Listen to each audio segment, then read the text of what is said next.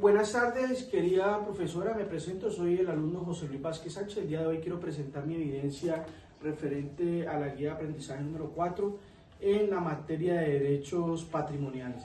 Teniendo en cuenta lo anterior, en este caso se nos presenta un caso que trata de un predio del Nogal, que se trata de 5 hectáreas en el municipio de Guarne, Antioquia. Voy a hacer un pequeño resumen para luego entrar en contexto. En el 2007, el señor Rubén Villamizar tenía este predio en Nogal y contaba con un certificado de libertad y tradición. En el 2014, a través de una situación económica que él tenía, él decide entregárselo a su primo, a Germán Becerra. Para eso se elaboró un documento que se llama una promesa de venta de entrega anticipada. Pero este documento nunca fue autenticado ni fue registrado ante ninguna notaría, tampoco se elevó ningún registro. Ya 9 años después, el señor Rubén Villamizar realiza un préstamo, es decir, en el año 2013 realiza un préstamo al señor Luis Ardila por un valor de 50 millones de pesos, quedando como un soporte una letra de cambio, ¿sí? Esta letra de cambio nunca tampoco fue registrada y quedó totalmente mal elaborada. Para este contexto, el señor Rubén incumplió con el pago de la letra, lo que hace que el señor Luis Ardila inició un proceso ejecutivo en contra por el incumplimiento de la deuda, que era por 50 millones de pesos. Para el 2025, el señor Germán Becerra, primo del señor dueño del predio, considera e inicia un proceso después de 10 años que cumplió en el terreno, gestiones para iniciar un proceso de prescripción de adquisición de dominio sobre este predio. Pero 3 meses después aparece la señora María, donde adquiere el predio directo a Rubén mediante una escritura pública del año 2024. Después de esto, entonces la señora María exige un desalojo del terreno incuando, que es una propiedad en calidad inscrita. Referente a las diferentes preguntas, entonces voy a empezar a resolverlas. Entonces la primera es: conforme a los modos de adquirir el dominio, identifique y explique las acciones que puede iniciar Germán. ¿Quién es Germán? Germán es el primo del señor Rubén Villamizar.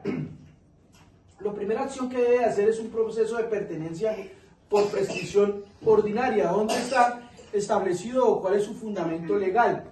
El artículo 2529 del Código Civil, mediante la ley 1561 del 2012.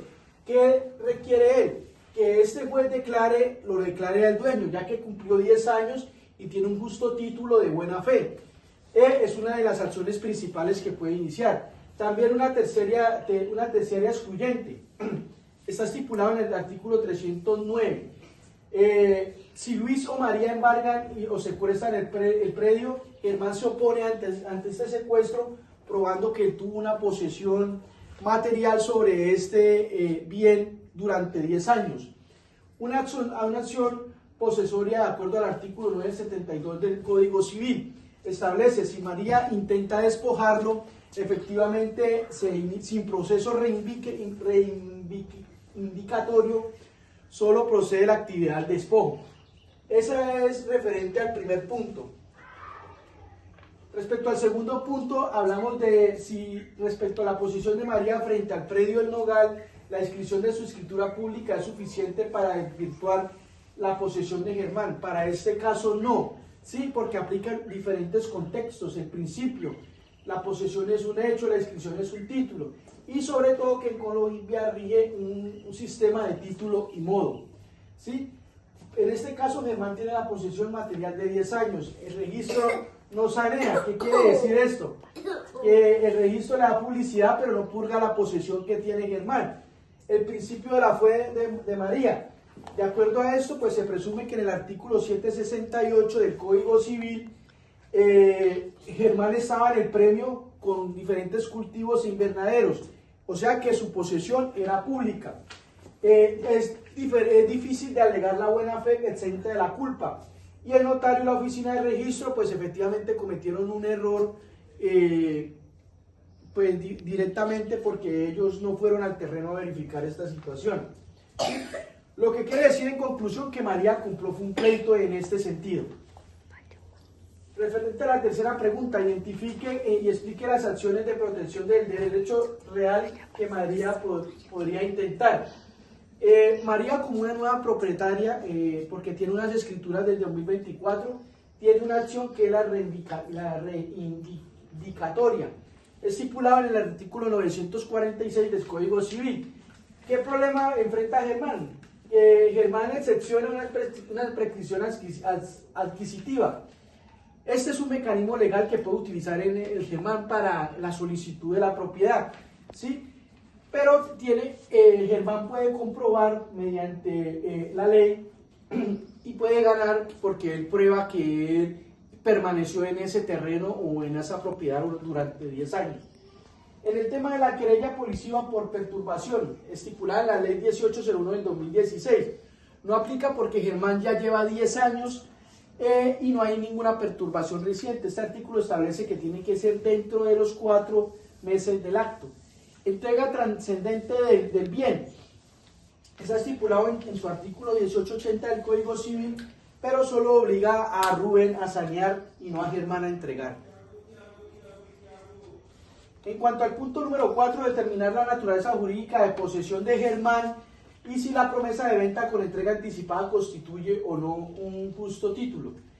En este caso, vamos a tener en cuenta el pronunciamiento de algunas sentencias, que fue la 1182 del 2016 y la 3925 del 2020, donde establecen que las promesas de compraventa entregan material constituye justo título para una prescripción ordinaria. Aunque no transfiere un dominio, se habilita para usufructuar en 10 años. Si no hubiera un documento, sería posesión irregular y necesitaría automáticamente 20 años. Es lo que establece en estas sentencias. Respecto a la pregunta número 5, respecto a la letra de cambio suscrita por Rubén, ¿puede Luis Ardila perseguir bienes de Rubén? La letra puede constituir como título ejecutivo en contra de Rubén. Para este caso, establecer el efecto del artículo 620, 621 y 671.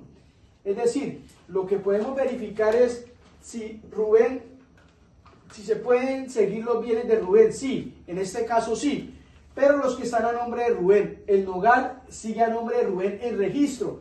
Por tanto, si la letra es título ejecutivo, Luis puede embargarlo dentro de un proceso ejecutivo singular. Esto lo establece el artículo 422. ¿Sí? En cuanto al punto número 6, ¿qué acciones tiene Luis Ardila para lograr el pago de su crédito? Considerando la ausencia, garantía real y situación de María como propietaria del inmueble. Dentro de un escenario, primero, la letra sí es un título ejecutivo, claro que sí. Pero ¿qué acción de Luis? ¿Sí? Una medida cautelar, un embargo, un secuestro desde del predio rural del Nogal. ¿Qué pasa con el predio en este caso? Registra un embargo.